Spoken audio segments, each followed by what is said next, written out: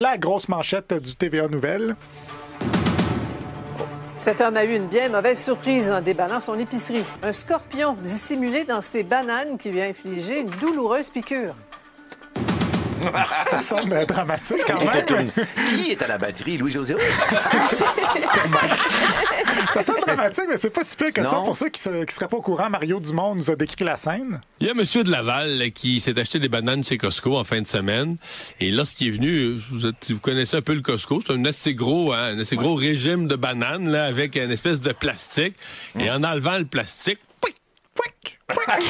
On comprend quand même le scorpion. Imagine, tu t'endors au Guatemala, tu te réveilles à Laval, il y a de quoi être en colère. Mais comment est-ce qu'il a survécu jusqu'à Laval? durant son voyage du Guatemala au Costco là, de Laval, il a mangé du jus de banane. Et comment avait-tu? Est-ce qu'il pique dans la banane? Là, je veux juste préciser que les scorpions ne boivent pas du jus de banane Non, hein? et ne font pas pouic non plus quand ils piquent. Une chose est réglée, un peu de mon rigueur. Dieu.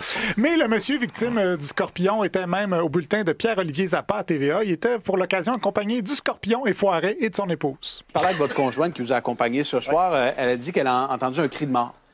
Ben, ça fait mal. C'est douloureux? C'est très douloureux. C'est vraiment une brûlure intense, là. Et c'est pas un petit spécimen. Ben, on le voit en studio. Et si je place mon crayon à côté du scorpion, justement, on voit qu'il est de bonne taille. Bon, évidemment, on voit pas à la radio, là, mais un scorpion de banane, c'est long comme la moitié d'un stylo bic ou comme un crayon de plomb aiguisé à moitié.